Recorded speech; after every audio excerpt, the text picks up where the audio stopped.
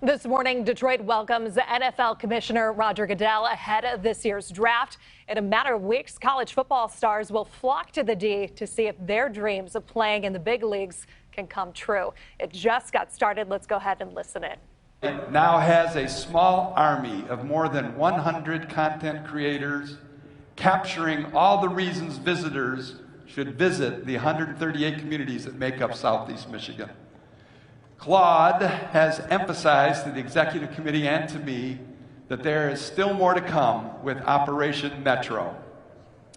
There is an unwavering commitment to promoting the region for 2024 and beyond. Success for every hotel in the region is critical to the organization's health and economic vitality of Metro Detroit. I know 2024 will be a special year for the region with the NFL draft, but I also know that the changes the Visit Detroit team has made to the brand, along with their commitment to serve the entire region, will ensure that the best days of the organization are still ahead of us. I'm incredibly grateful to all of you for your work on the board. It's a pleasure to serve alongside all of you. Now we have some important governance business to accomplish. We need to elect a new class of 11 members to join our 36 already seated directors. The directors elected today will hold office for a 3-year term until December 2026. We need to state that every membership has only one member of record, and that single person has the right and power to vote in today's election. Every person entitled to vote will have returned a proxy in advance, or if we did not receive a proxy, a ballot was emailed to you this morning at 6 a.m. If you have already voted by mailed proxy before this meeting, there is no need to cast a ballot here. The proxy holders will vote your share as indicated on the proxy.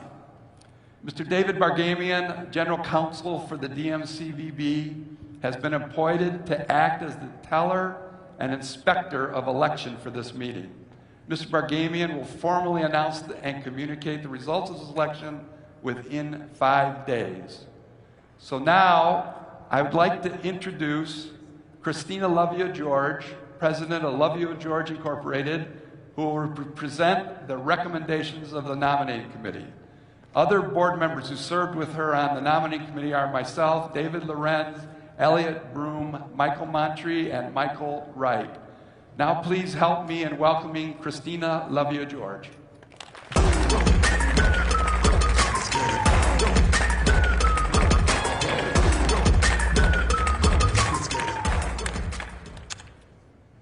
Wow. Thank you, David. And thank you for saying yes to being drafted as the new chairman of the board.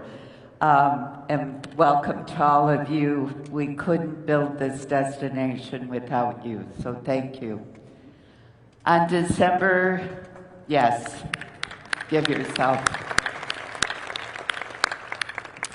On December 5th, 2023, the Board of Directors accepted the recommendation of the nominating committee and endorsed these 11 individuals set forth in the proxy and ballot for this meeting.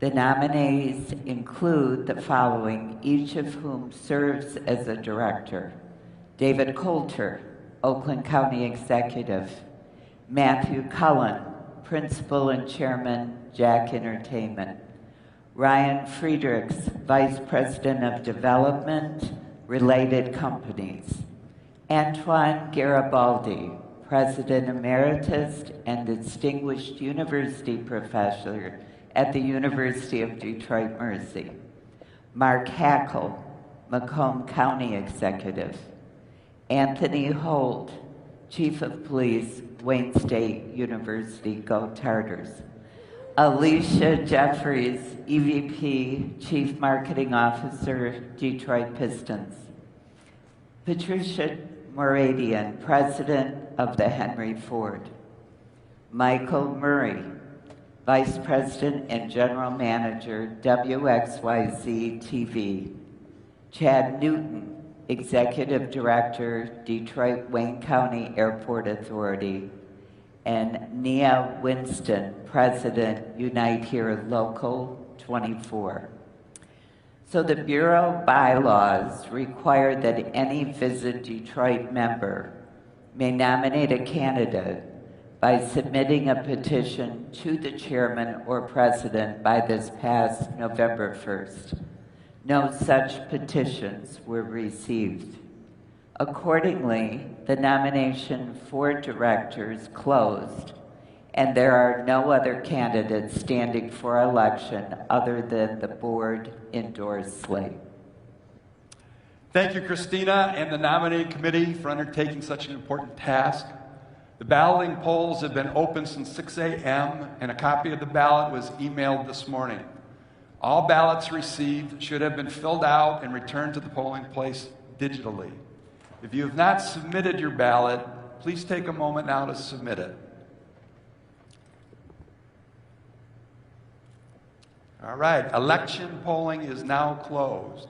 Mr. Bargamian will tally the votes and make this report on the election of board members within 5 days. Please watch for this report via email. At this point, we have finished the business portion of the meeting, but there's still more inspiration and information to come. So if I could have a motion to adjourn the business portion of the meeting. There's a motion. Is there a second?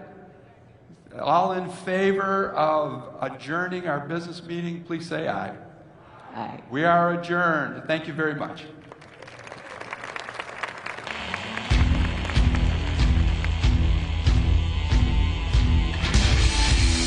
They call Detroit the city of champions.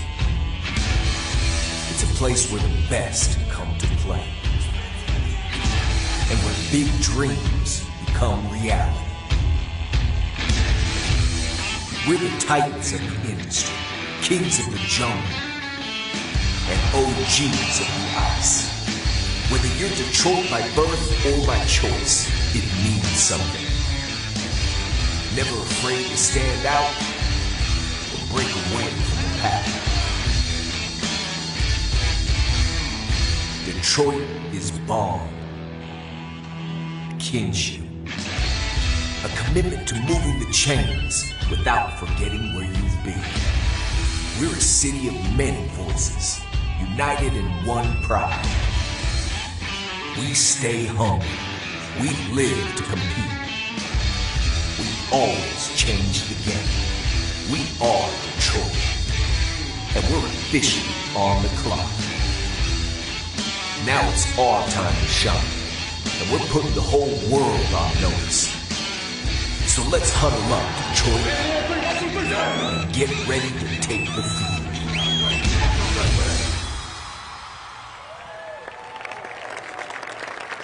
Please welcome to the stage CEO and President of Visit Detroit, Claude Molinari. Detroit City, I said welcome to Detroit City. Every place, everywhere we go, yeah, we team everywhere we go. Good morning, Detroit. Welcome to the annual Visit Detroit Partnership Meeting. I am Claude Molinari, President and CEO of Visit Detroit, and I'll be your quarterback for this year's meeting. Now, this one's going to be a little different than years past. The main reason being that we're hosting a small get-together you probably haven't heard of. It's called the NFL Draft, and it's coming here in 99 days. Put your hands together if you know about that. With that said, we realize that this year's event is more than an annual partnership meeting. This is our 2024 pre-game huddle. Now, who's excited to hear from NFL Commissioner Roger Goodell and Mike Tirico from NBC Sports? I know I am, but before we bring them out, I'm excited to share with you our Visit Detroit playbook that made the last 12 months such a success. 2023 was a remarkable year for Visit Detroit and our region. Visitors have been pouring back into Oakland, Macomb, Wayne counties, and the city of Detroit. They came from all 50 states and more than 80 countries. Visitors have been coming to our signature events like the Taylor Swift and Beyonce concerts, WWE SummerSlam, the Grand Prix, Movement, the Woodward Dream Cruise, the Afro Nation Music Festival, the Detroit Auto Show, and hundreds of others. Visitors are also coming to experience the Detroit region's remarkable culture, music, art, and history. The success we are experiencing comes down to each and every one of you, and then the tens of thousands of hospitality workers in our industry. As much as the Visit Detroit team is out in the community, we know that we will not meet 95% of the visitors to our region, but they will meet all of you. It is your service, your energy, your commitment to excellence that brings millions of visitors to our region each year. You are the driving force that keeps visitors coming back again and again. I am so grateful to each of you for your commitment and leadership to Southeast Michigan. Additional thanks to our wonderful Board of Directors and Executive Committee for their guidance and support throughout the year. Today, I want to particularly recognize Dr. Antoine Garibaldi, who has served as chairman for the past 2 years. Antoine has been an incredible partner to work with. While neither of us is originally from Detroit, we share a passion for our adopted home that motivates our devotion to the city and the region. Thank you, Dr. Garibaldi, for your years of service to the University of Detroit Mercy, Visit Detroit, and most importantly, this community.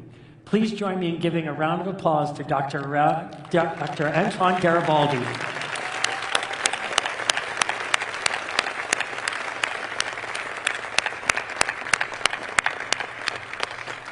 That's an entrance. I like that. I'm also very excited to work with incoming board chair David Katz to continue the exceptional momentum that we have created. Before turning our attention to a full report on where our organization is going in 2024, I want to recognize the outstanding team that I get to work with every day at Visit Detroit. We have grown significantly from when I first started, which is a true reflection of the progress our region is experiencing. 3 years ago, when I started, there were 24 full-time employees. The team has displayed an unrelenting commitment to positively transforming our culture and implementing strategic initiatives internally that will make us even more effective in attracting visitors to Oakland, Macomb, and Wayne counties. Their fearless spirit and deep sense of hometown pride make my every day the best day ever. Thank you, champions.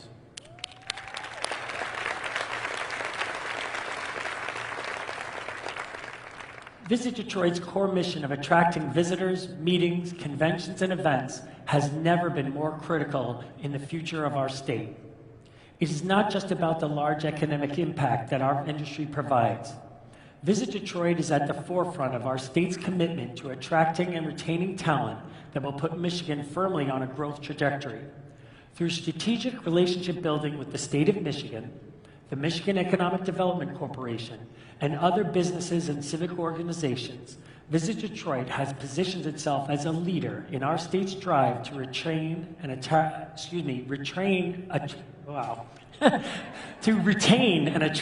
more residents.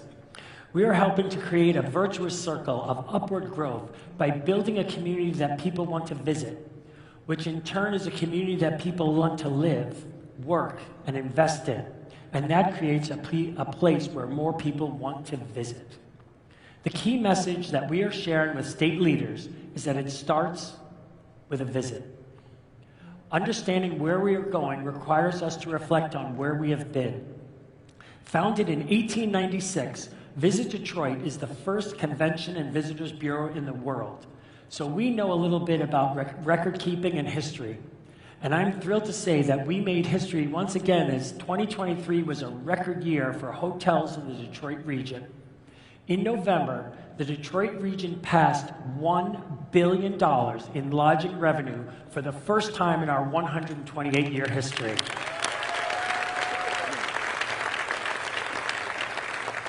This is a monumental accomplishment built on the steady and consistent growth of our hospitality industry.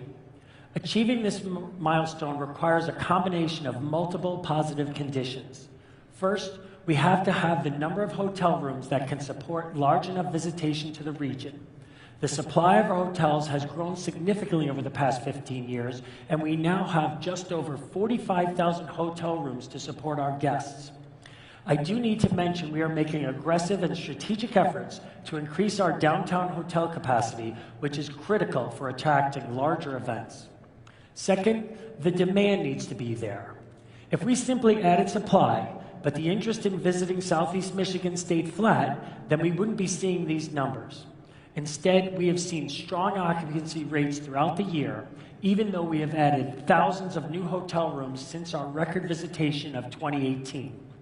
Finally, as a result of the increased demand, hotels are able to increase their daily rates, which has led to record revenue per available room. To further contextualize this number, numerous economic analyses show that only about 20% of the visitor's spend is on lodging. It's important to keep in mind that many of our region's visitors only come for the day, stay at a smaller hotel, short-term rental properties, or with family and friends. And I say this to point out that these stays are not part of the $1 billion in lodging revenue. When the full economic analysis of all visitations for 2023 is tallied, it is projected to exceed $10 billion for the region, with over 17 million visitors.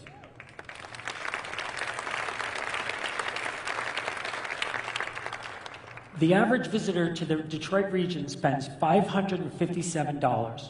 So if we multiply that by 17 million visitors, that is the equivalent to consumers buying 235,000 Jeep Grand Cherokees, which is almost 12,000 more than were actually sold last year. Visitors just to the Detroit region are the equivalent of producing a top 10 selling vehicle in the United States. Now, I want to emphasize that this record is not my success or even Visit Detroit's success. This is a positive reflection on the people of Southeast Michigan, our dynamic business, and the vitality of our community. Collectively, we are attracting more interest, investment, and visitation to our region.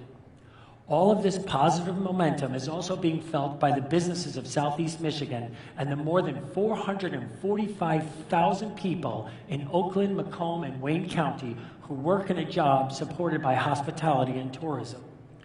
One of the most important reasons our industry is doing so well is the Visit Detroit Convention and Sales Partnership and Services team led by Dave Beachnow and Harriet Carter, respectively. They had a tremendous 2023, delivering a distinctly Detroit experience to many of these visitors and event organizers. Some of the major events that came to our region last year include Automate, North America's largest robotics and automation event that broke records with over 30,000 attendees at Huntington Place. The Battery Show, the premier event for battery and EV industry at the Suburban Collection Showplace in Novi. The International Women's Forum at the Detroit Marriott at the Renaissance Center, which brought more than 2,500 industry leaders from around the world. And the American Bus Association, which brought more than 1,000 group tour operators to our region. These tour operators help millions of people take vacations every year and educate them on top destinations to visit. I'm also excited to share one more piece of huge news. Through the fantastic work of our sales team and built on the great work of our Travel Work Summit that was held here in September, U.S. Travel announced that Detroit will be hosting IPW in 2028. Now, IPW might not be a household name, but from a travel and tourism perspective, this is our industry's Super Bowl. More than 5,000 industry professionals and 750 members of the media from over 100 countries attend IPW each year. The travel professionals who attend this event help inspire tens of millions of people around the world to experience what various destinations have to offer. In addition to our city's success attracting visitors this year and hosting signature events, our communication and tourism team, led by Chris Moyer, worked with national and international travel journalists to help tell our region's story to new potential visitors. Last year, there were 104 stories about Southeast Michigan in media like the New York Times, Good Morning America, the Washington Post, Travel and Leisure, and National Geographic. Phenomenal coverage of our region just wasn't limited to the United States, however.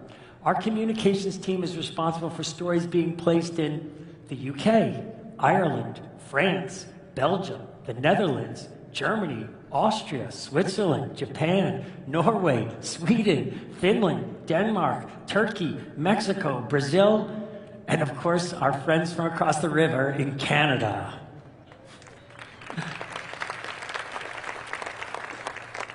In addition to all the fantastic media attention, our communications and tourism teams have helped with the launch of 2 new direct international flights to Detroit this year with Iceland Air and Turkish Airlines. Of course, we couldn't have done it without the incredible leadership of one of our board members, Jared Newton, and his team at the Detroit Metro Airport, the #1 mega airport in North America. In 2023, the Detroit Sports Commission, also led by Dave Beechnow and Marty Daubek, continued to shine a light on the region as a prime sports destination, showcasing our dedication to sports and entertainment. While the team was meticulously preparing for the NFL draft, we still held dozens of events all over the region, including a USA Boxing National Qualifier, the Major League Fishing Bass Pro Tour on beautiful Lake St. Clair, and the most successful WWE SummerSlam in history right here at Ford Field. Additionally, the team submitted bids to host future Big Ten Conference football championships and men's and women's basketball tournaments, highlighting Detroit's ongoing commitment to major sporting events. None of this would be possible without the creativity of our marketing team led by Stan Smith. Here is a quick recap video of their notable highlights from 2023.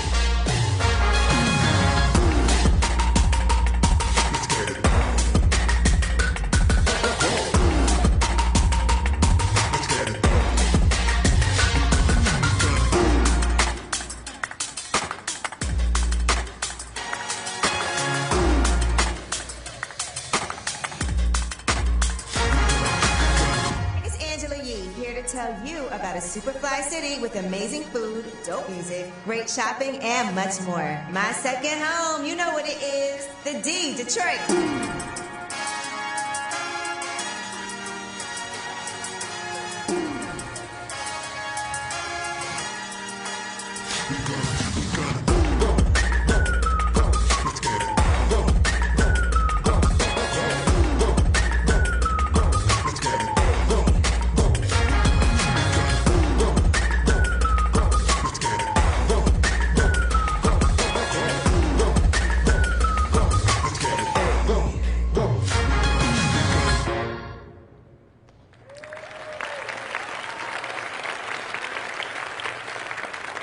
The marketing team has set the foundation for a new brand rollout in collaboration with several local creators, business leaders, industry partners, and community members to ensure that it truly represented who we are as Detroiters.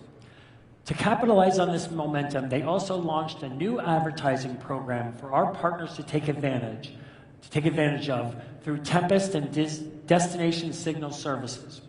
And if you haven't heard yet, the latest digital pass in our Visitor Pass program launches this month. The Dining in the D Pass is a dining pass geared toward promoting our neighborhood restaurants. This pass will now join our program that features our Detroit Brew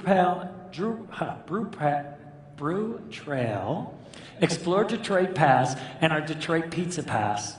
If you haven't signed up yet, please be sure to reach out.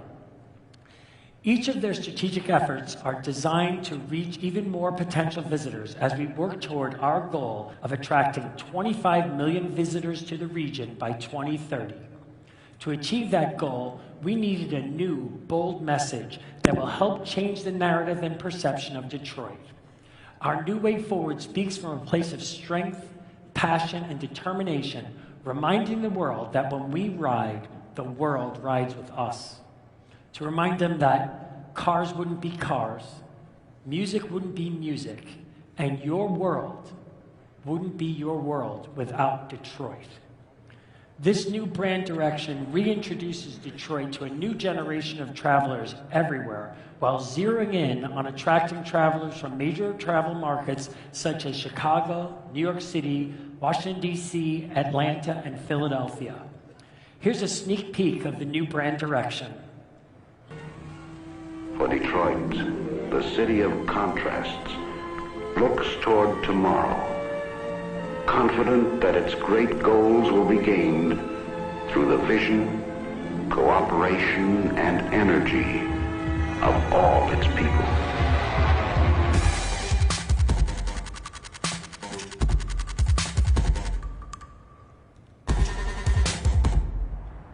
See him flossing in the metal with games in a higher level. Dimensions we into several. You see, we get them together. DIY, print the slate.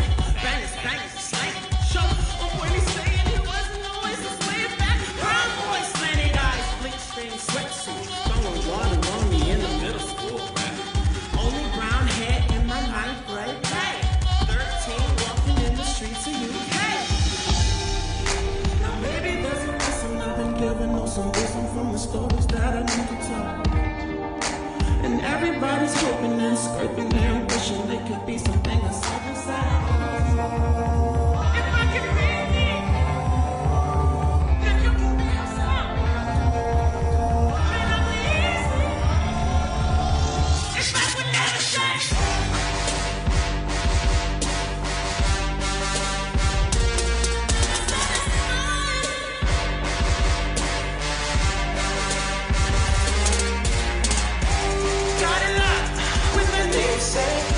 Don't stay the same, change like every day. Got it locked with the namesake. Don't stay the same, change like every day. Got it locked with the namesake. Don't stay the same, change like every day. Got it locked with the namesake. Don't stay the same, change like every day.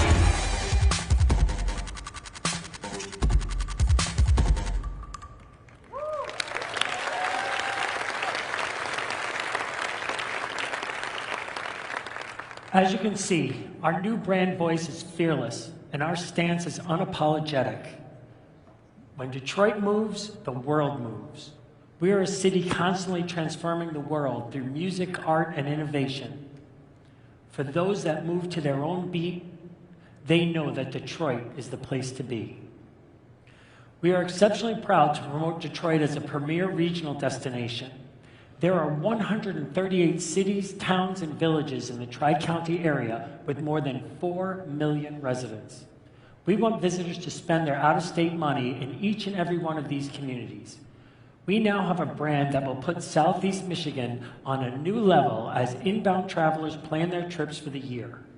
We needed a unified identity that matched the electric growth in leisure visitors. Thank you to MMGY, our ad agency, and the unstoppable Visit Detroit marketing team for helping to write our love letter to Detroit.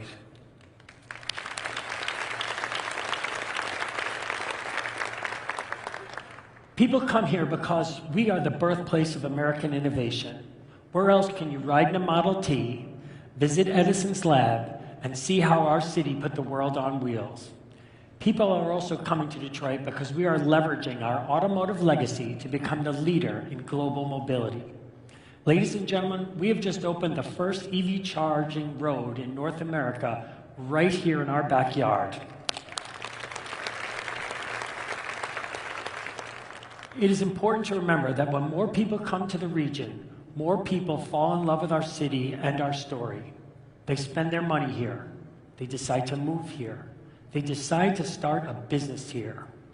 Tourism, meetings, conventions, and events are an economic development engine that Detroit needs to focus on even more. At Visit Detroit, we believe that achieving the goal of attracting more people will serve an even greater purpose. Our work is helping more people decide they want to make Michigan their home. We are working to create sustainable and equitable economic prosperity for the region. Our team is incredibly honored to work on this mission, and we are looking forward to even more success in 2024. Thank you.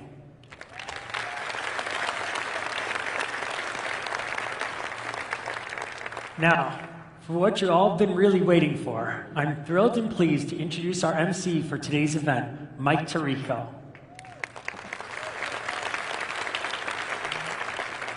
Mike Tirico is the voice of NBC Sports' biggest events, handling play-by-play for Sunday Night Football and serving as the primetime host for NBC Universal's coverage of the Olympics. He has called primetime NFL games for 18 consecutive years, including 10 years as the voice of ESPN's Monday Night Football. In 2018, Tirico was named studio host for Football Night in America, the most watched studio show in sports, leading into Sunday Night Football, primetime television's #1 show. And 2023 marks his 28th season behind the mic. The Associated Press once said of the multi-award-winning host, smooth, informational, funny and opinionated when needed, Tirico is simply the best no matter what sport he is announcing. The more Tirico, the better. And we agree. Ladies and gentlemen, the one and only Mike Tirico. Thank you, sir.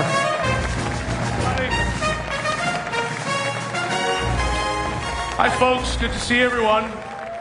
Great to be here. Wow, what a great crowd. I just want you all to look that way. Not that we're going to talk about the Tigers much, but I just want you to know there are warm days ahead. If you just think about being in that stadium over there a little bit, it's nice, but it makes you appreciate more that you get to come to indoor football games here, right?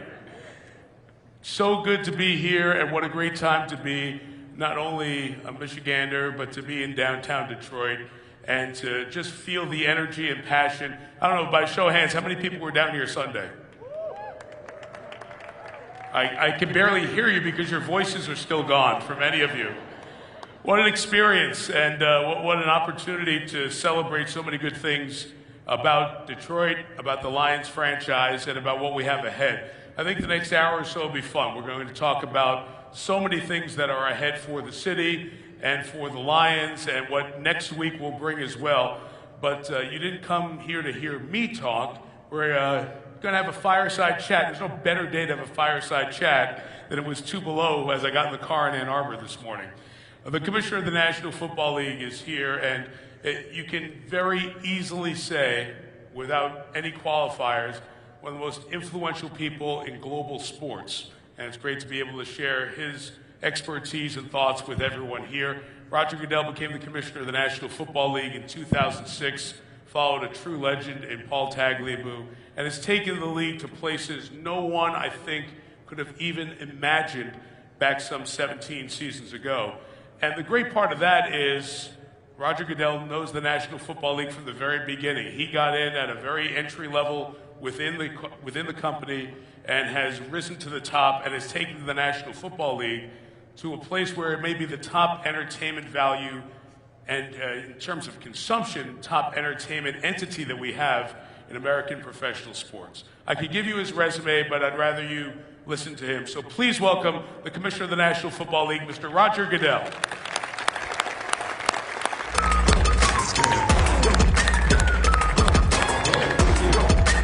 Thanks, Mike.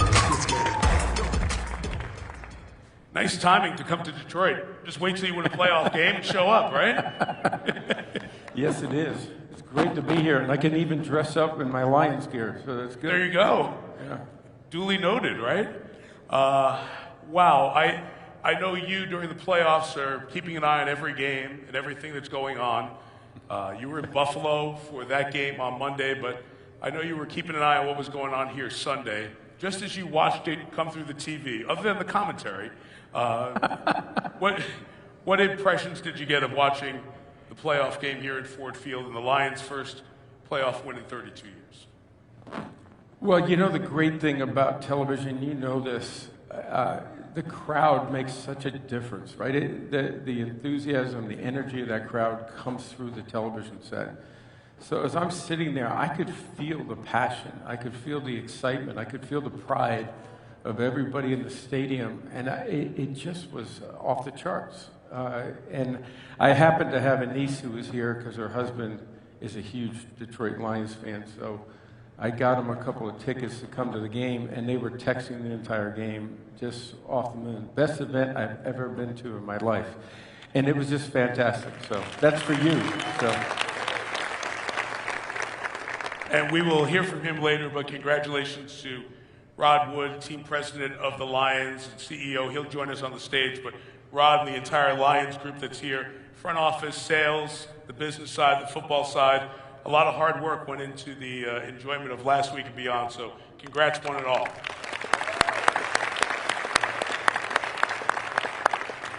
So what does it mean when one of these franchises, like the Browns, like the Lions, the franchises that are here at the foundation, really, of the league, and have these incredible fan bases, what does it mean for the league overall when they rise up and have weeks or seasons like they're enjoying right now?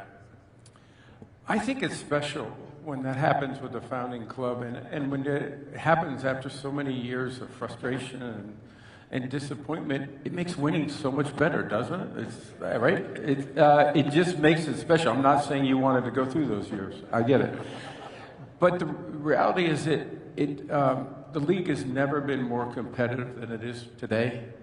It is harder to win in this league, and it's harder to continue to win. I think 18 out of the last 20 years, we've had a team go from last in the division to first.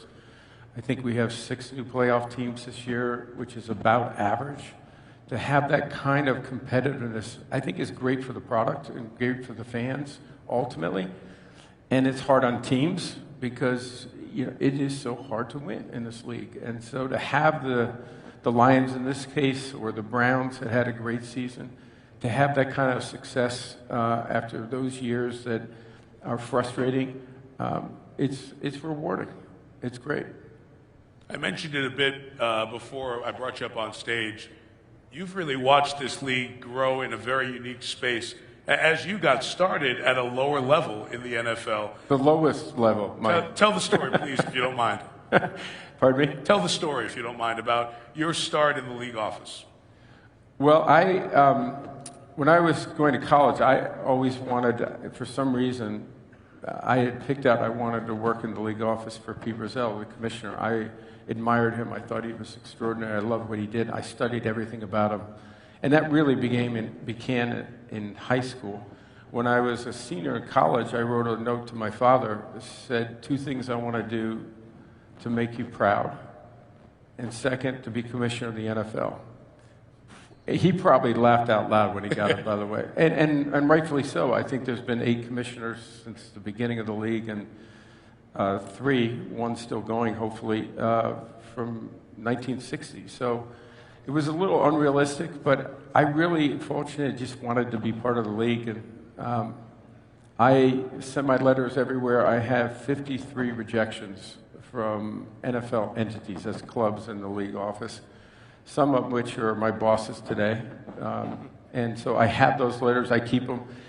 But it's the ability to come in and be an intern, which was a 4-month internship, and the players went on strike literally within a week after I started for almost 3 months.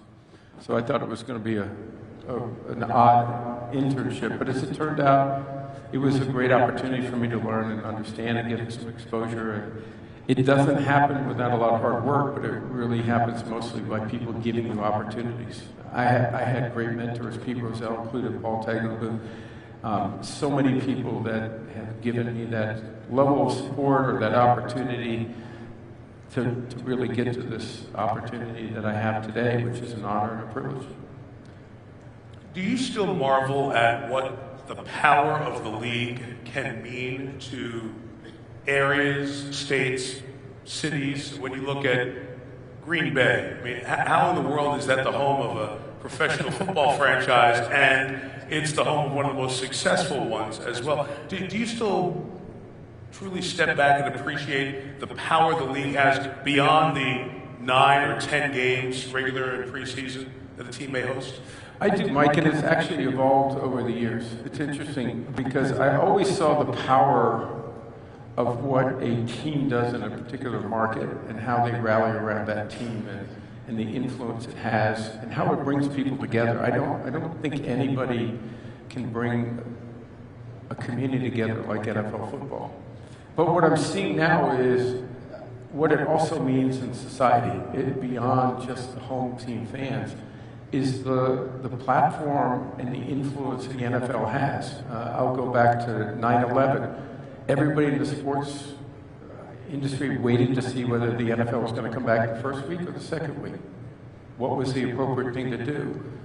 We've seen that through all kinds of stages. COVID, another one. How are you going to operate through that type of turmoil and that kind of uncertainty? So I think the league has had this position now where it can actually influence society. The next great thing is how do we influence the global audience? And I believe that that's right in front of us and is going to be the next frontier. I was going to ask you about that, but we'll jump to it now.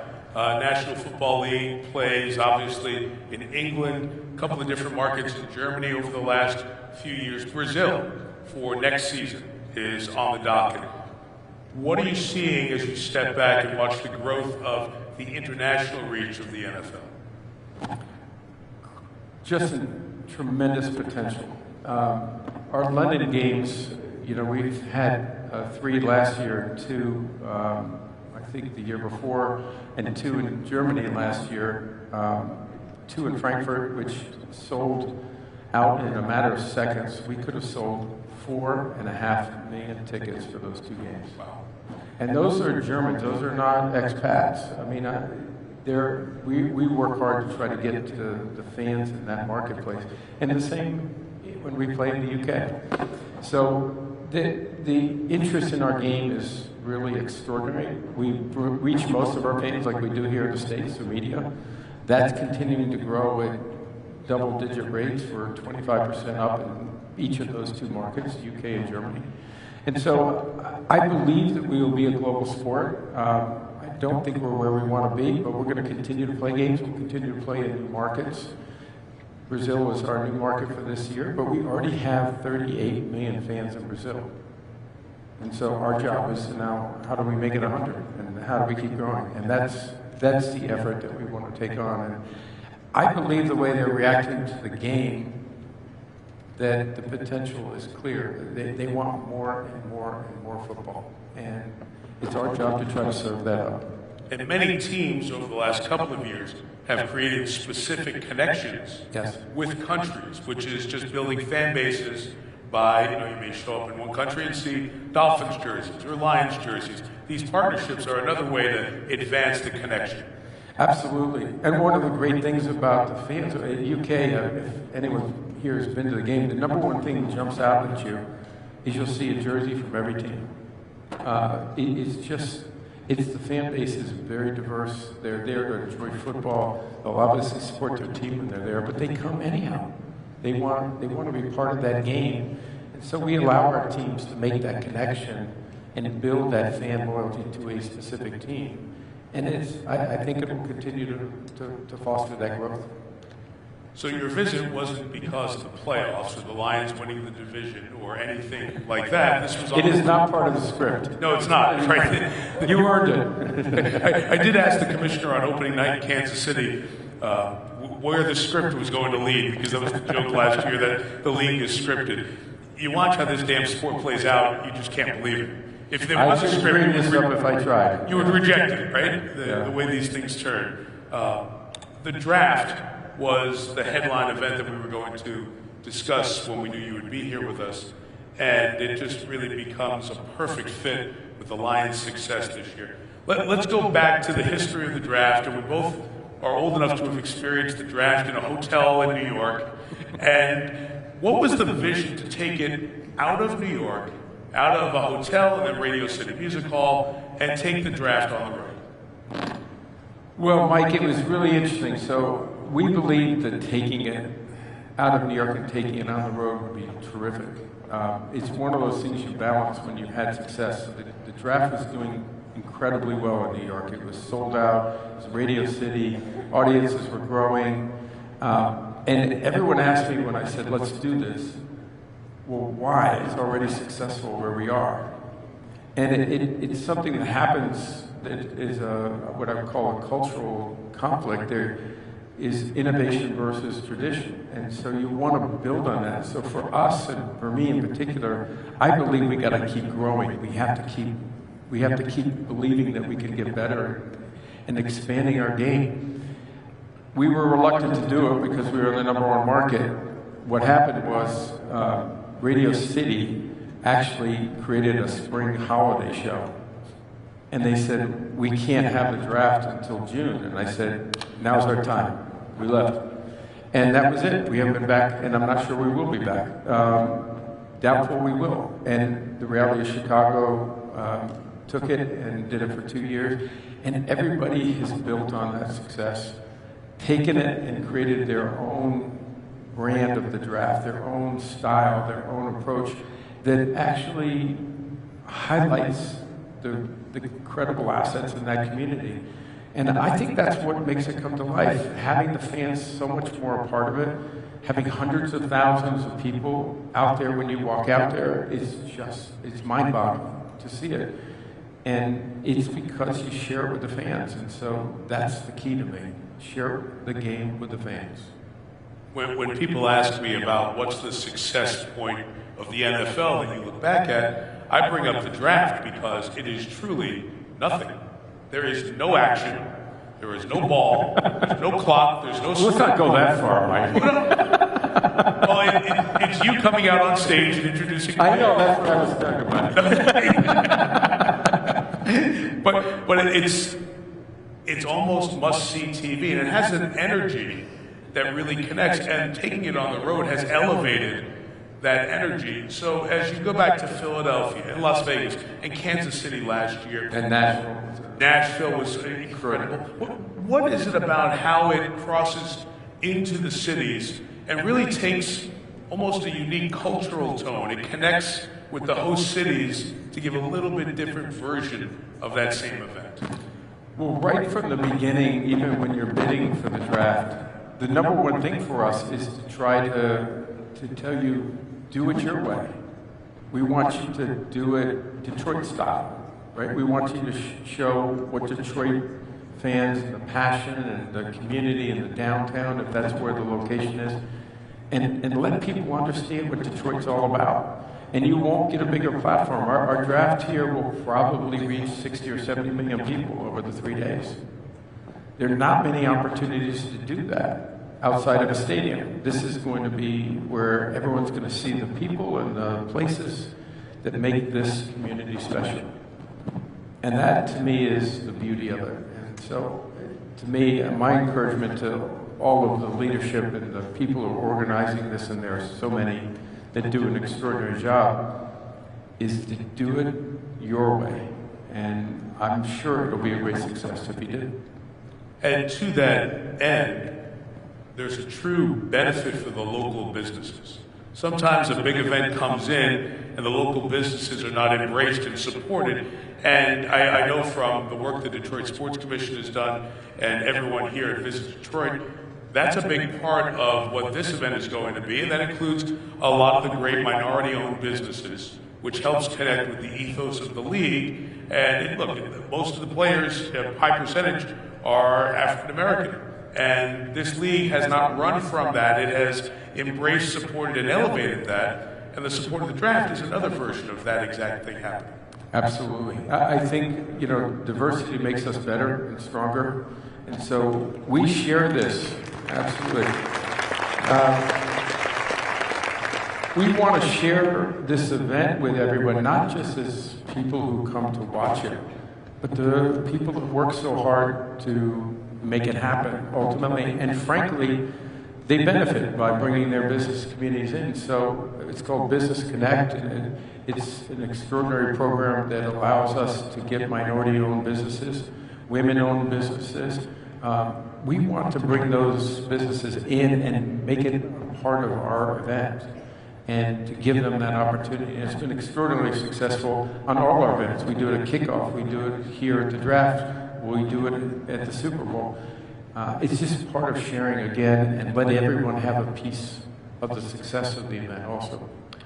I would be remiss if I didn't point out that you get it in terms of really connecting with the players. I just saw a piece that you went, I believe it was in August or September, with a former player, Justin Tuck, to a correction facility in Connecticut. And he encouraged you to come along and see. What have you learned by spending time with the players in this league and understanding their causes and concerns that otherwise, if you just stayed at 345 Park Avenue, you would not have connected in the way you have with really the rank and file employees, the people who are the players of the National Football League? Yeah, I believe you have to learn from every experience, different people. Everything you do is a learning opportunity to get better, ultimately, both personally and professionally, and for our league. And I truly believe our players we see them as great athletes, but they are incredible people. They are thoughtful, smart, have strong views. They're frankly born leaders. They know how to compete with the best of them. They know how to work with people as a team. I believe football is the greatest team sport in the world because it talks about teamwork. It doesn't happen without everyone working together. And our players contribute in their communities like no one else. I can't imagine doing that at my age. You know, when I was that age, what they do, the commitment they make, the family makes. On their days off, on Tuesdays very often. Unbelievable. And even in the off season, more and more of our players want to move to the cities because they want to be part of that community and help address things. They also have been incredibly helpful to me in understanding what's going on in the communities that they come from. And a number of black players were incredibly influential to me 10 years ago when they were saying, well before a lot of the storms we've seen in the last few years, this is what's happening in our community. We want to address that as a league and as individuals and help us devise plans that as a league we can contribute to, whether it's in criminal justice, whether it's in education, whether it's police and community relations, all supportive of trying to just how do we get better in our communities. And our players were focused on that, willing to take the time, putting their money behind it. And so we as a league devise plans with the players to make sure we use our platform. You may see it through Inspire Change. We see it through My Cause, My Cleats, where we talk about all the work that our players are doing and the causes that they care about. I've been inspired by our players every single day, and they call or they text. Not all of them are so great, but most of them are, and they have ideas. And I welcome that. And frankly, the critical comments or the constructive comments are the ones that are the most useful. I'm a big believer. People say all the things that are going great. I want to know what's going wrong. I want to know what we can do better. Be totally transparent with you. We spent the last 5 minutes backstage talking officiating, right? And it's a point of contention for every fan, right? But no, in all seriousness, I said this to the commissioner, and I'm happy to say it publicly too. When we broadcast a game, we're not perfect. I blew 2 identifications, 1 in each game this weekend, called the wrong player. Analyst isn't perfect. Our coaches aren't perfect. Our quarterbacks aren't perfect. They throw incompletions.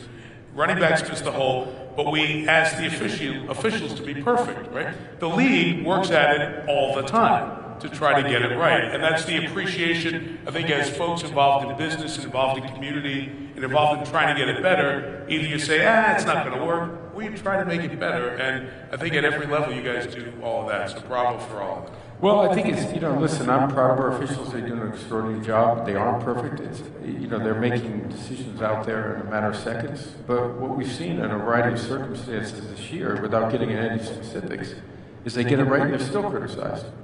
And, there are 2 teams out there. So, is he offsides? Is he not offsides? You got to call him. This is part of their job. They are the hardest working people I've seen. They take great pride in it. There are individuals who work to try to make sure they're contributing to the game, but we add technology to try to improve that too. So I'm very proud of what they do. We have healthy debates, and that's why I love the commissioner, because he'll tell me I'm wrong, and we move on. So I have questions from some of you here, because most of the questions I was going to ask I blew off because we just started chatting. Who was your inspiration? These are questions that you all submitted, so thank you for doing my job for me. Who was your inspiration? Well, originally my inspiration was my parents. You know, people talk about my dad because he led a public life in politics, but and I was very proud of that. He had courage and strength, and he made decisions that were unpopular, but he did it because he believed it was right, and that was a great lesson for me. But my mom was, I'm one of 5 boys in 7 years, and I'm the smallest of all of them. And I got to tell you, she was extraordinary, just a great influence. Unfortunately, we lost her at age 53, and I like to tease, we probably had a lot to do with it, having 5 boys in 7 years. But those two are my inspiration to this day, you know, to continue to make them proud and hopefully make them proud that I did it the right way. But I've had so many mentors in my life, and so many people that I've had the privilege of being exposed to that have changed the course of my life. Some with criticism, some with words of encouragement, some with, hey, did you think about this? And, you know, mentoring is a big deal for me. I believe in it. I believe everyone should participate that in a way that really can help others. And seeing a lot of familiar faces in this room, I know a lot of you mentor some of the great people in Detroit, so bravo to you who do that in this city on a regular basis. You've helped make this city come to life the last few years. What will make this the most successful draft in history? I'd go back to what I said before, you do it your way. You show off this community the way it deserves. To your point, what you've done in this community is amazing. I've been coming here for decades. You see what you've done physically in the downtown area, but it's really as much about the way you've come together in the public and the private sector, and you've rallied around this community, and I think people in the world should see it, and you're going to have that opportunity. So if everyone sees what Detroit really is and the passion of the people in this community, that will be a successful draft. Well said. Other than the winter weather, why was Detroit selected for the 2024 NFL draft?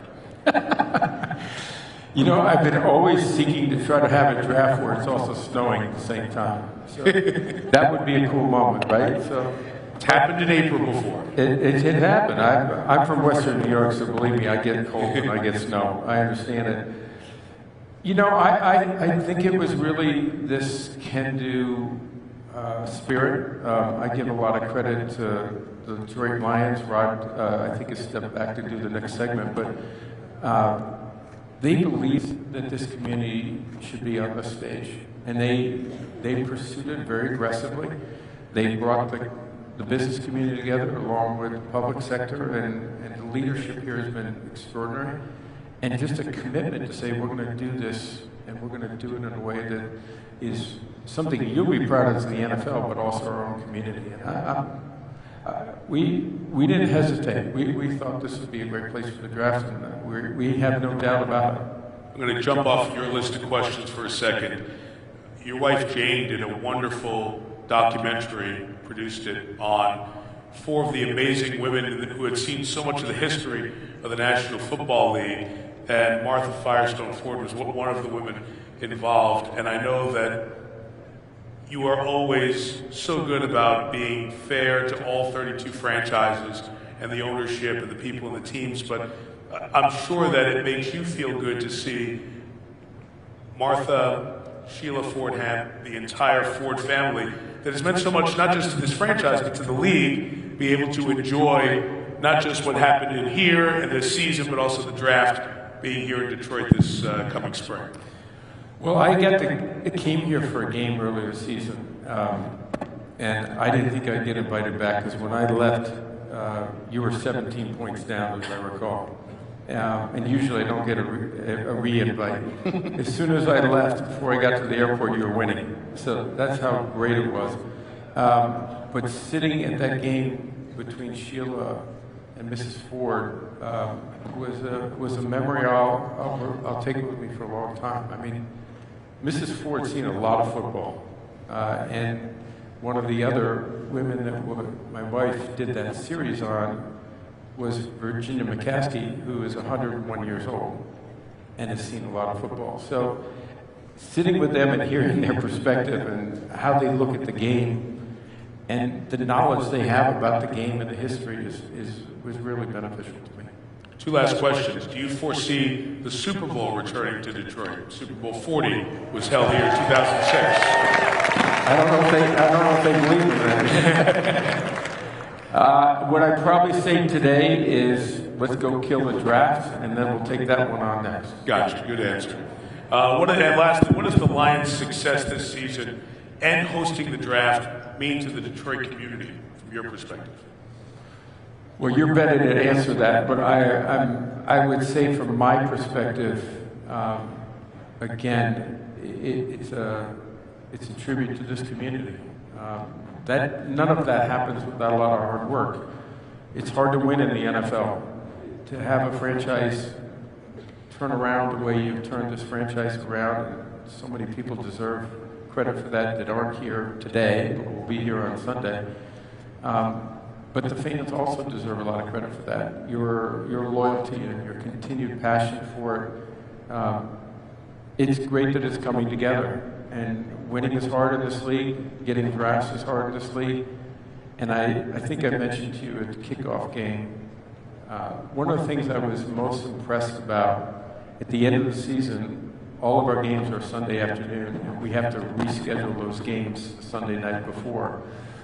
And we had already scheduled the game, but Detroit and Green Bay were playing each other. And there was a strong possibility the game would be meaningless for one team or the other. As it turns out, it was meaningless for Detroit as far as making the playoffs. But that game is what showed me what the Detroit Lions were all about. They came in and beat the Green Bay Packers in Green Bay. And that was the start of saying this team has a character and a culture about it.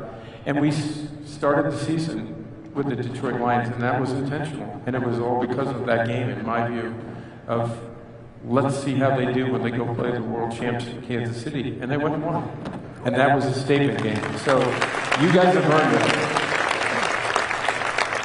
And it'll be exciting to be here April 25th through the 27th as we see fans from all over the country. That's the great part of the draft. And Canada. We're bringing them in from Canada, too. Absolutely. Come on over the bridge as well. And that's the neat thing about the draft. You see the draft, and so many fan bases are represented with their hardy and loyal fans. We all know how easy it is to get in and out of Detroit and drivable for so much of the league. We're going to have a heck of a turnout, and I can promise you the Detroit fans in the audience will cheer for you when you come out to start the draft. I don't think so.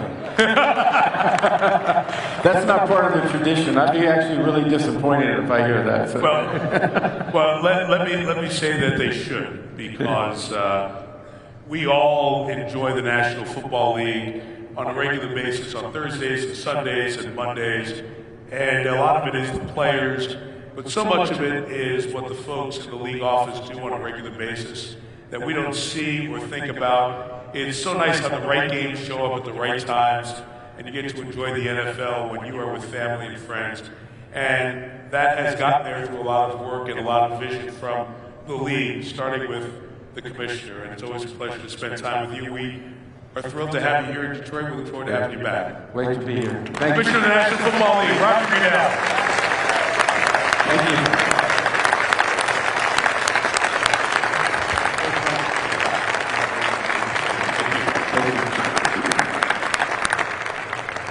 All right, the rest of our panel will, in our next panel, will join us. I'm going to introduce everyone. I'm going to not give Claude the whole full treatment of the introduction since he was up here for 15 minutes, right? So you all know who Claude is. If you don't, get out of the building.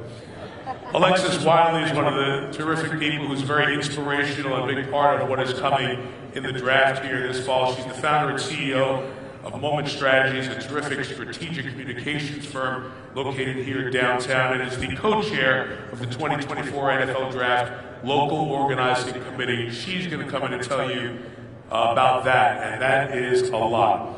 Rod Wood has been mentioned a few times. The president and CEO of the Detroit Lions took that job over in 2015, and it's not just the team on the field, it's the business, it's the connection with so many of you in the community. It's what this building has become and represents here downtown. It's the $100 million renovation of this place that has it looking as good as any building in the league and showed off spectacularly to over 35 million viewers last Sunday, probably even more this Sunday afternoon. And Clyde Moen is the Metro Detroit Black Business Alliance COO. He's a Michigan man, he's a Wolverine, proud to remind me of that. It's been a good week for all of you Michigan alums who are Lions fans as well. Best football week of your life. 1,300 plus businesses in the organization that Kai heads, and as we all know, you walk around this city and there's a real sense of the local entrepreneurial spirit that not only comes to life, but I think all of us enjoy engaging in with our time and our money as well. So without further ado, please welcome Claude, Alexis, Rod, and Kai to the stage.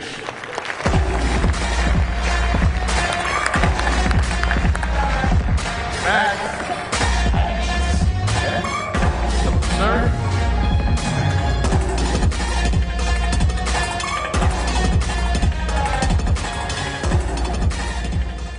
Well, we're here to talk draft, and we will. We're going to talk Lions with Rod, but I'd like all of you, before Rod, to weigh in on what last Sunday was like to see that long-awaited playoff game in downtown. Really, the first downtown playoff game for the Lions since 1957, and to see it really put the city in a great light. Claude, I'll start with you.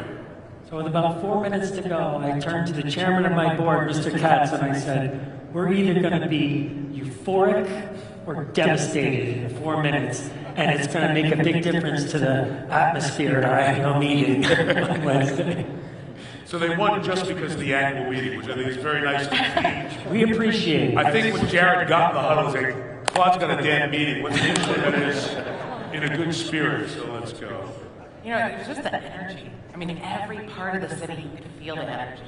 Just the day before, we had the first On the Clock tour at Kennedy Rec Center. And people coming in, I see the city team so excited. It was the most amazing success. Everybody in their Lions jerseys, kids, everybody's so excited. Just means so much to every part of the city. Kai? It was electric. I just said earlier, I was in Houston for the Michigan game, and that was amazing. But being here on Sunday, I've never seen anything like that. How loud the stadium was. It was great to see. I got a chance to wave the flag.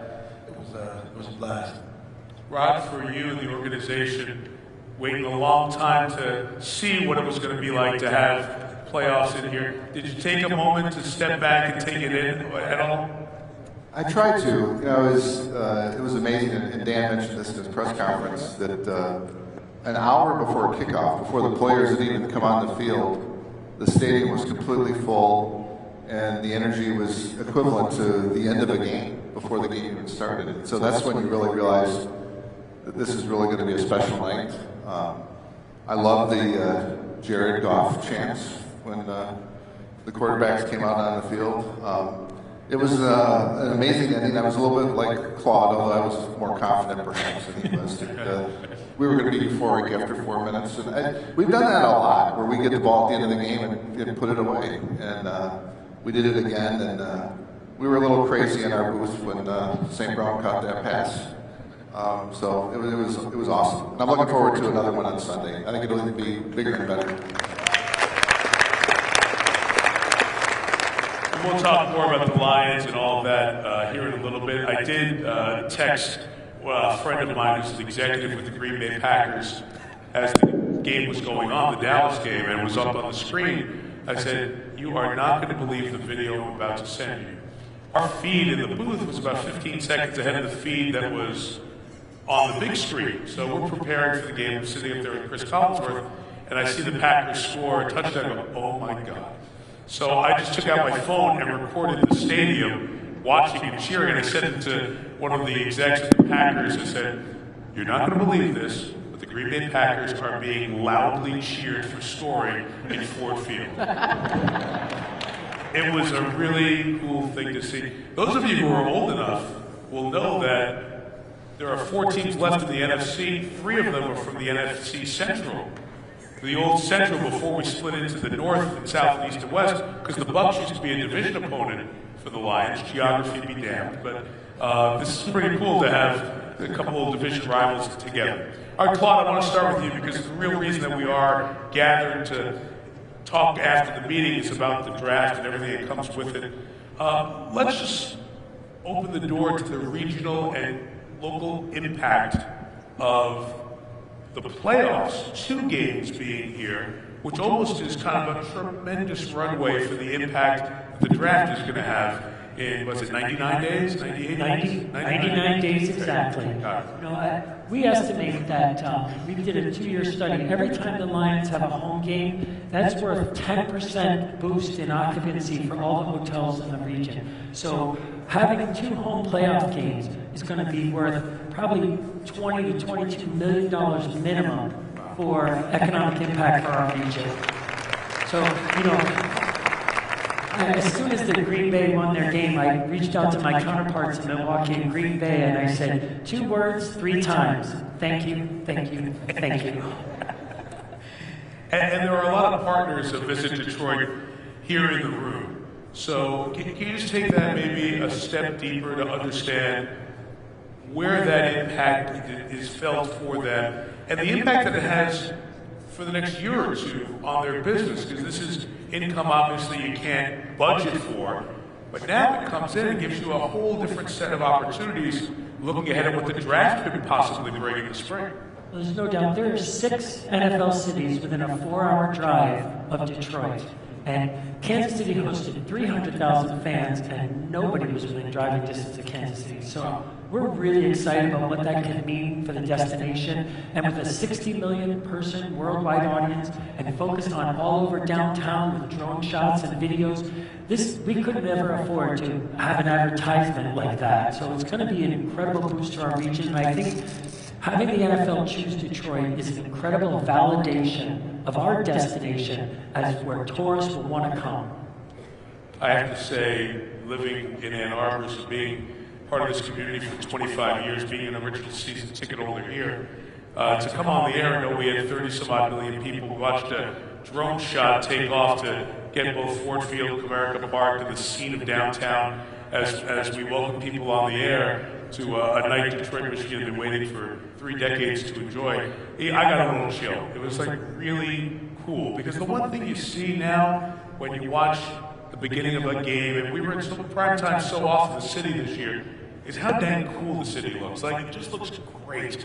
This corridor of the stadiums and everything that's built up around it. And we're going to see that with the draft. So in your role here, Alexis, with the draft committee and working so closely with Claude, what are the things that you're connecting with, that you're trying to make sure that the city and the people who make this city work the other 360 days of the year, that they connect for that week of the draft? Yeah, I think this is really about making sure, from my perspective, that everyone feels connected to what's happening and that the impact goes way beyond downtown. I think that that's something that we really spent a year really talking about, planning. And I do want to say, Mayor Duggan has played a huge role here. Detroit City Council, I know we've got Councilman James Tate here, so I want to at least recognize him for his leadership. But they set this standard that, you think about where we came from. When I started at the city, we were in bankruptcy. Things were so different. And you look at where we are today.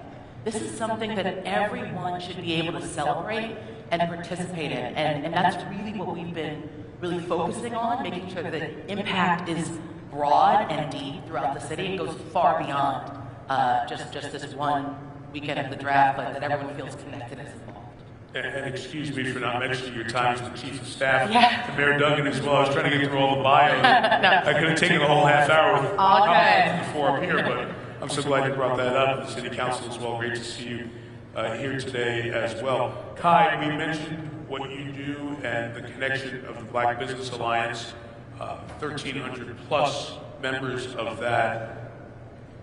Sometimes a big event comes to town and it doesn't get to the grassroots. What are the steps you've seen, and what are the steps that have been working with Claude and Alexis and everyone else that give you hope that when the draft comes, it's going to really connect with the entirety of the city, especially the Black Business Alliance? I think for the small business community, this is a tremendous opportunity. There's a lot of excitement around the draft. There's some trepidation too, because you've got, anytime you drive 300,000 fans into a city, they can't all eat downtown. Right, so they have to go into the neighborhoods, and I think that's what I'm most excited about, to see a lot of these small businesses that may not get a direct contract with the league, right? It's a small amount, but and what we've been doing to try to prepare our members is make sure that they're ready for the folks that are coming into the city, and that we execute, right? Because I think the goal for everybody here is ultimately to get the Super Bowl to come. Well, hopefully the commissioner can hear that in the back. But go back and tell them. But I think some of the trepidation is we wanted to make sure that small businesses had the opportunity when they got here. A lot of times, these larger events, as you said, the neighborhoods don't get to feel that.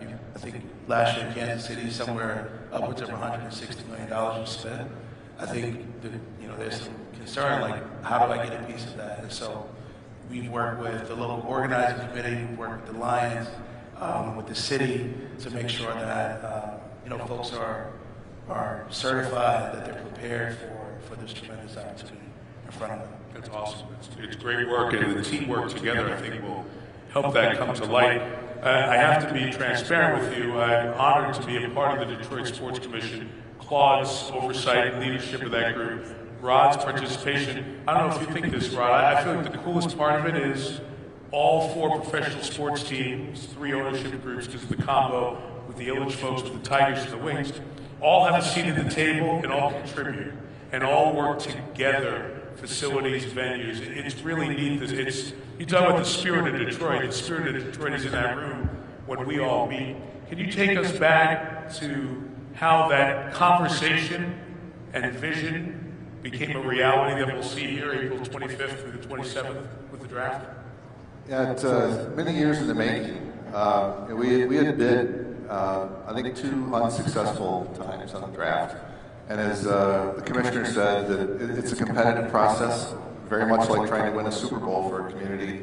And I think as we didn't win, we learned things that helped us win, I think, later on. How to put the bid together, how to make it uniquely Detroit, how to make it something that will put the city in the best possible light. As Claude said, I can't imagine an opportunity like this again coming with 60 million people over really 3 days watching Detroit and watching the draft. And when we won, it was a great moment, I think, for the city and for the Lions to be rewarded with this very precious asset that the NFL takes around the country. We had a great celebration, shortly thereafter downtown. Roger was in for that.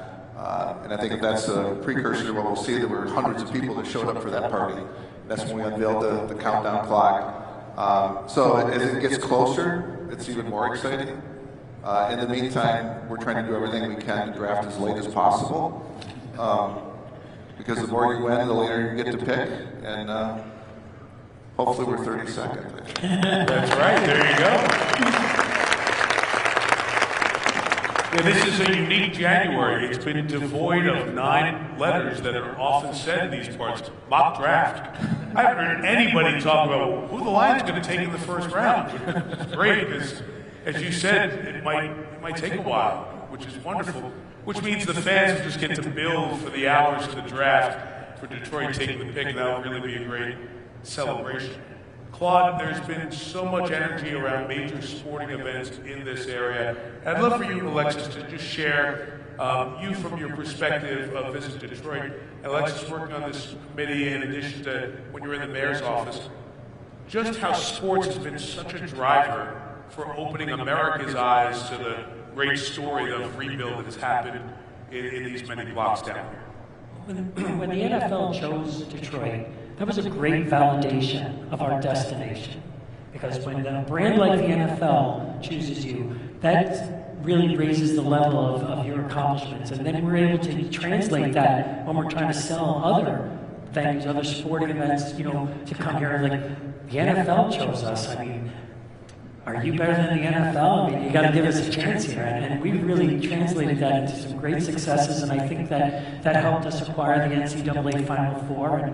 And I think one of the best things that I'd like to say about acquiring these major events is our partnerships with the Lions, with the city of Detroit, with the downtown Detroit partnership, with the Riverfront Conservancy. Like, all of these things has really brought us so close together, and now we have such a tight-knit, focused hospitality community that makes us very formidable when we're going for these events. I think that this is really an unprecedented opportunity. The thing that I think is very interesting about Detroit is there are a lot of people who just have just a belief of what Detroit is. But when you get here and you experience it, it blows your mind, right? This is an opportunity to tell our story to the world. And I think we don't often get that kind of chance. And I think this is the biggest.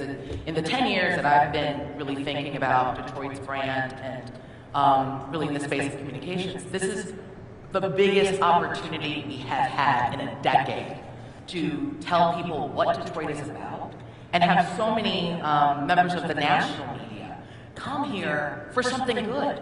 Not something bad, but for something good. And I think for all of us, it's important for us to try to be ambassadors of Detroit. I think sometimes we don't talk as positively about our city as we really should. And I think we all should really embrace this as a chance to do that and really spread all the good and how much growth has happened in Detroit and where we see ourselves going in the future. I always think about the Detroit versus everyone sweatshirts. I want to make one in the back says, but come join us, we're cool. Yeah. Because it's not as off-putting. It's just kind of telling you how together we are. Anecdotally, our Sunday Night Football crew is about 150 folks, maybe 100 or so travel week to week for 3 days a week for 22 consecutive weeks around the cities of the National Football League. And we haven't been here in quite some time for a Sunday night game. And one of our camera operators grabbed me as we were walking through the stadium in the afternoon Sunday and said, "Do you know how nice everybody here is?" Like, they stayed downtown and they said, food was great, people were super nice, it was awesome to be here. And that's the vibe everybody gets. So the Detroit versus everyone is really cool, but we kind of welcome everyone too, which is really, really neat. Rod, there's a connection with the city that has changed for this franchise, really with the footprint coming here downtown, right? Can you just talk about what you see, especially the $100 million of renovations that I mentioned in this building that really have brought it to this, feels like it's brand new even though it's been here for 22 years, sentiment to the Lions connection with the city of Detroit? Well, I didn't have anything to do with bringing it downtown, but I'm glad that predecessors did. And when they made the decision to move downtown from Pontiac, downtown was very different than it is now. Yes. And I think Comerica Park and Ford Field were big parts of kind of rejuvenating downtown and getting people comfortable with coming downtown and traveling in from the suburbs to go to a game or to a concert. And the more you do it, the more you want to continue to come back, and that led to hotels and restaurants and bars. And obviously, our fan base is incredible, and we're paying them back, I think, for a lot of years where they didn't get this kind of experience this year. We've experienced it at the home games, like we did this past Sunday, and amazingly on the road. I mean, if you watch any of our road games, we've taken over, visiting stadiums throughout the country, including Kansas City when they were unveiling their, and you were there, Mike, unveiling their Super Bowl banner. We had 20 or 30,000 Lions fans there. So that speaks to the passion of our fans, and I'm glad that we're giving them this season, and it's not over yet. Still much more to go. And I think the connection to downtown now is just, you wouldn't want to be any other place in Metro Detroit than downtown. I want to go a little bit deeper on the organization, because as I said, so many of you in the room lead, run, or are a significant part of your organization, your team. What the Lions did this year was really coming to fruition of 3 years of work and changing culture. Changing culture is the most tired term out there, right? The how behind changing culture is important.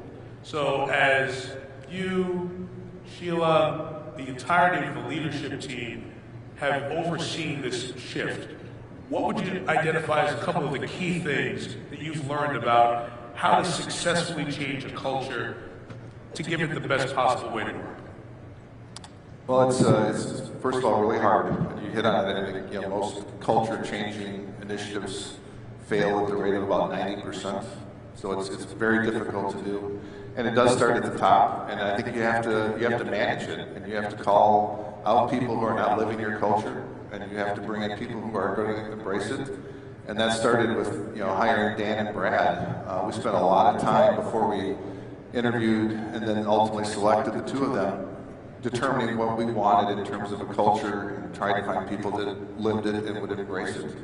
No matter how you run your franchise, your head coach more or less becomes the face of the franchise, particularly to the fans. And I don't know that anybody else could do what Dan Campbell has done for the Lions and for this city. I'm pretty sure he'd be favored to be governor if he chose to run, but I've got other friends who are thinking about doing that. So Dan I think, is better suited to do what he's doing, but he's an amazing individual, and everything you see is true and authentic, and authentically Detroit and authentically Dan Campbell. You were in the meetings when he was hired. What was it in the meetings that was the connection with not only this guy is right for us, but he's right for the city as well?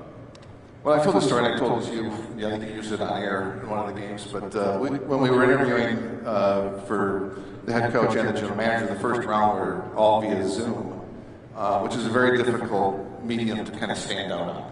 It's very impersonal, one-dimensional. And we were interviewing Dan a Monday morning after the Saints, where he was on staff, had just won a playoff game the night before. I'm not sure he had slept. He prepared for the interview, I think, overnight.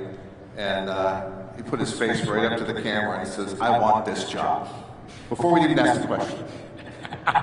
And it wasn't that he wanted to be a head coach of an NFL franchise. He wanted to be the head coach of the Detroit Lions. And that's one of the things that stood out about him, and his passion, his obviously leadership, and being a former player, having played here, knowing the city, knowing how important the city and the fan base is to this franchise, and vice versa. He was just the right guy at the right time. And fortunate for us, we were successful in finding him, and I think we're writing history a little bit right now.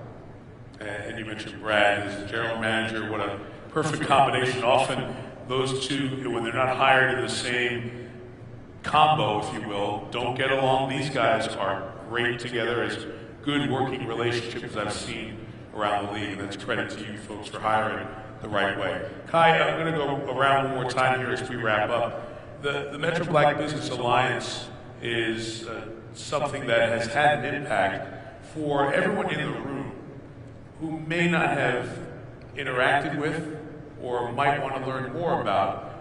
Can you explain the impact that that group has had on the individual business owners, and more importantly, what this week with another big game downtown, plus the spring, what it can mean long-term to those individuals who have invested their life, really, in successful business ventures downtown in Detroit?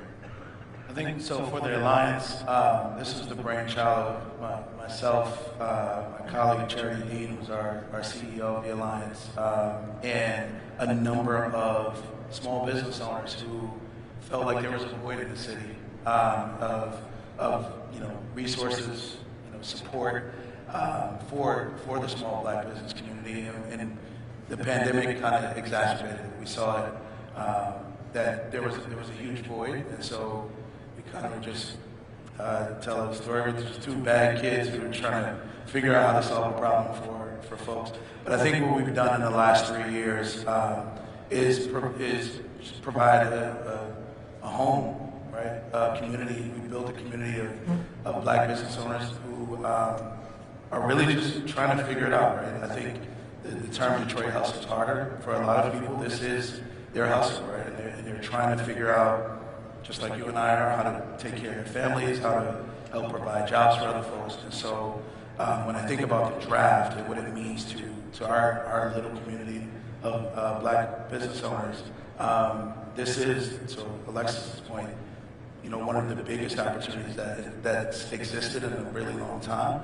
And so we're trying to do our part along with our partners in the local organizing community to make sure that, there's $100+ million that in a 78% black city, that black entrepreneurs get a taste of that. And then, long term, how do we set them up so that they can take advantage of, future opportunities, so that they can scale these businesses. So I'm excited.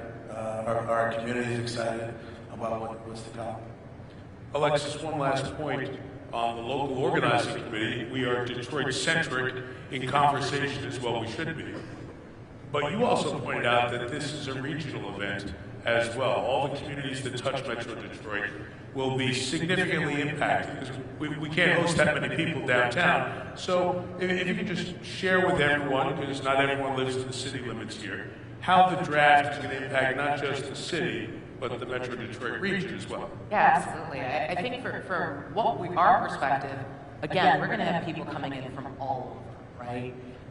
We're really focused on making sure that we're also making an impact, not just in the city, but even other communities that we know need to be really connected to this. We're doing some work looking at Pontiac, so the communities downriver. I think you're going to see some very cool things happening with the On the Clock tour.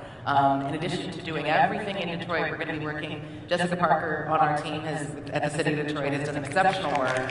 Shout out to Jessica. But really making sure that everything we're doing is touching neighborhoods, but we also have other communities that are asking, hey, can we host an On the Clock tour? So we get everyone fired up from, families, kids, everyone engaged. So we're very focused on that. We also, under the leadership of Faye Nelson, we have worked on really the legacy investment that's happening, $1 million to impact literacy and youth sports. So our goal is really to make sure that this is something that benefits the entire region and has an impact long after the draft. Faye's been a spectacular voice for She's that. amazing. In all our meetings. We all love Faye. Faye. And Rick as well, her co-chair. Got to recognize him. Claude, as you get ready for this, what are the key things that need to happen between now and when the draft starts rolling into town here in the next 13 weeks or so? Well, we're going to really be focused on getting everybody motivated and ready to go. We've got our infrastructure in place. We've been planning, working with the City of Detroit, the DDP, our hospitality partners, the hotels. I feel like we're in a great position and working in concert with the National Football League, who've been super transparent. And as the commissioner said, they wanted it to be a Detroit event, and we're thrilled about where we're going. So good. And the weather's going to be great, so that'll be no problem. The weather's been bad in a lot of the draft cities. People say, what about having this in late April? We know you can have 80 and sunny or 40 and not so sunny. There have been plenty of drafts with different weather conditions. So I think no matter what, there's a plan to make sure it gets executed. Ron, I'm going to give you the last word or two here. First off, Sunday, as you turn around and host another playoff game, how busy has it been for you the last 48 hours? Well, it's busy. Usually this time of year we're not planning a second home playoff game, so this is a new experience for us. And getting ready not only for the game, but you have to think even beyond the game, because you're not going to have a lot of turnaround time to deal with what happens after this week if we are successful, because we have to get ready for another game and hopefully then maybe a trip to Las Vegas. So you're thinking about all those things. I'm not predicting anything, getting ahead of ourselves, but you have to be prepared for all that. And then, dealing with, having another game and trying to create another iconic moment. It's going to be tough to top what we did last week, but we've got some ideas on how we may do that. If you've checked for ticket prices, they're quite expensive. I read this morning it's the most expensive divisional round in the history of the NFL for secondary markets, which speaks to the fans' enthusiasm. So it's been busy, but it's the best busy I think we've ever had, and look forward to doing this kind of busy every year. It is kind of neat, isn't it? Yeah, I've never been happier to buy a plane ticket on short notice. Our son is finishing up school in California. Texted, "Dad, I have to be there." When Ford Field opened up, we had season tickets over here in 204 or something like that. He's like, "I have to go, right?" And I was more than happy to buy that plane ticket for him because it was a lifetime experience for everyone who was here. And so will the draft be. I mean, we all talk about the ideas, the little stuff. I hope you've seen the draft on TV, see how it shows off a city, and I know that when this city gets asked to band together and get it done, a few people will get it done like the people of Detroit. So thank you, Claude and Alexis, for your leadership, Rod for really spearheading the effort with the Ford family to get the National Football League to say yes to Detroit for the draft, and Kai for all the businesses who are going to band together and make sure that we're in position to have everybody here and leave and say, damn, I'm coming back here soon for a good time. And thank you to all of you for listening and enjoying this last hour. Thanks to Claude, and Alexis, and Rod, and Kai, and Go Lions. Thank you so much.